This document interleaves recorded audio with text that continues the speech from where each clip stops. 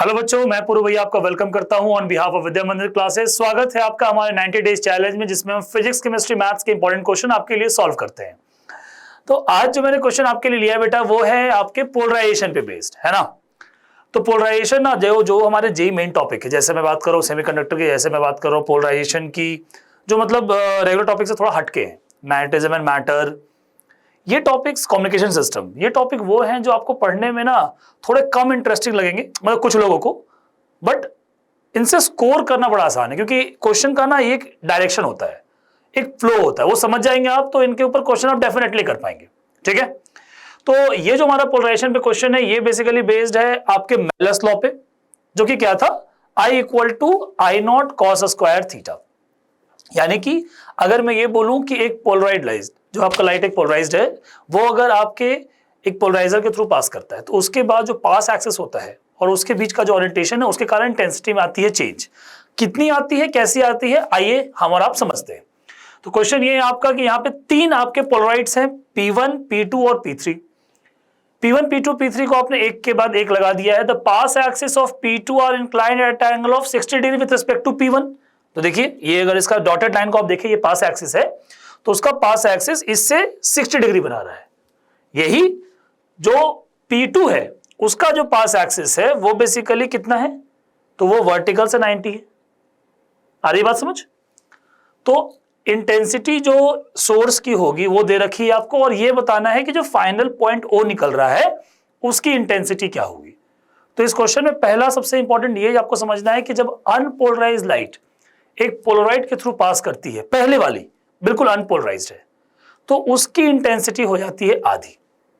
Okay, आइए इस question को सॉल्व करते हैं। तो हम ये देखेंगे कि अगर हमारा जो यहां पे इंटेंसिटी हमारी आई यहां से एंटर कर रही है, तो आई वाली इंटेंसिटी वाली जो पार करेगी, तो ये क्या हो जाएगा, I/2। आ रही बात समझ? अच्छा, एक बार जब ये लाइट जैसे ही पोलराइड से पास किया, ये एक पोलराइड लाइट हो गई, पोलराइज्ड हो गई है। अब जब ये P2 से पास करेगा तो क्या होगा, तो P2 से पास का जब करेगा तो यहां पे हम अप्लाई करेंगे अपना मेलस लॉ। अब आप पूछेंगे भैया मेलस लॉ क्या होता है, तो जो मेलस लॉ होता है वो ये डिफाइन करता है दैट आपका लाइट अगर मान लीजिए इस डायरेक्शन में पोलराइज्ड है और आप उसको एक पोलराइज्ड से पास कर रहे हैं जिसका पास एक्सिस वर्टिकल से कुछ थीटा एंगल बना रहा है, तो इस केस में अगर इसकी इंटेंसिटी I0 थी, तो जो लाइट बाहर निकलेगा उसकी इंटेंसिटी हो जाएगी I0 कॉस स्क्वायर थीटा। आई बात समझ? और उसका जो डायरेक्शन होगा वो बेसिकली जो पास एक्सिस है उसके लॉन्ग हो जाएगा, यानी इस डायरेक्शन में वो पोलराइज हो जाएगा।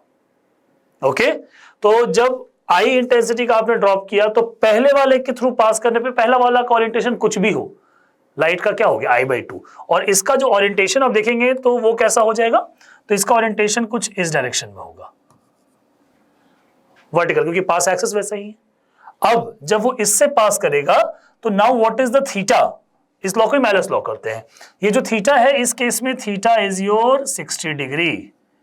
तो जो यहां की इंटेंसिटी होगी इस वाले जगह की, वो कितनी हो जाएगी, वो हो जाएगी आपकी I/2 का कॉस स्क्वायर 60 डिग्री, जो कि कितना हो गया, I/2 इंटू कॉस 60 इज 1/2, 1/2 का स्क्वायर कीजिए 1/4, यानी आपका जो आ रहा है वो आ रहा है I/8। नेक्स्ट, आप जब तीसरे वाले से उसको पार करेंगे, मतलब P3 से, तो ये जो लाइट है बेटा, ये आप ध्यान से देखिए, तो इस डायरेक्शन में पोलराइज हो चुकी है, यस और नो। अब जब आप तीसरे वाले से उसको पार करेंगे तो क्या होगा, तो तीसरे वाले से पार करने में अब वो कितना एंगल बना रहा है, तो हम अगर ध्यान से समझें तो हमें यह समझ में आएगा कि अभी वो वर्टिकल से कितने डिग्री पे, 60 डिग्री पे पोलराइज्ड है। ये देखिए 60 डिग्री पे पोलराइज्ड है इससे पार करने के बाद, और नेक्स्ट वाला जो पास एक्सिस है वो कैसा है, वो वर्टिकल से बिल्कुल परपेंडिकुलर है। तो what is the angle between this and this, ये कितना हो गया, 30 डिग्री।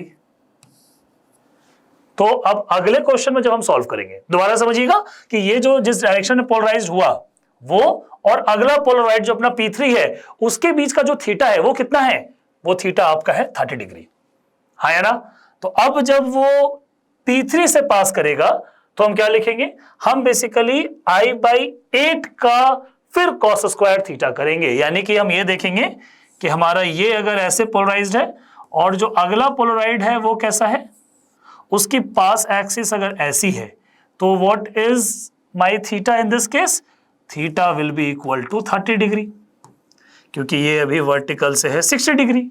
अब ये वाला इंटेंसिटी क्या था, तो ये था भैया I/8, ये रहा, और यहां से जब पार करेगा तो क्या हो जाएगा, I/8 का cos square 30 degree, which is how much, I/8 into cos 30 will be √3/2, square कर दीजिए 3/4, सो 3I/32।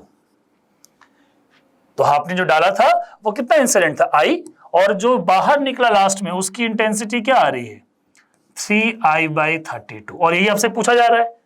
और इंटेंसिटी एट पॉइंट O आपको निकालना है वॉट पर मीटर स्क्वायर में, सोर्स का क्या दे रखा है ये, दैट इज योर I, है ना।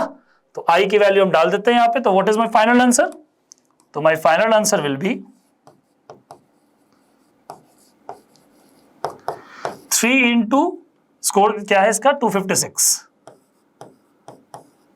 अपॉन 32, ठीक है।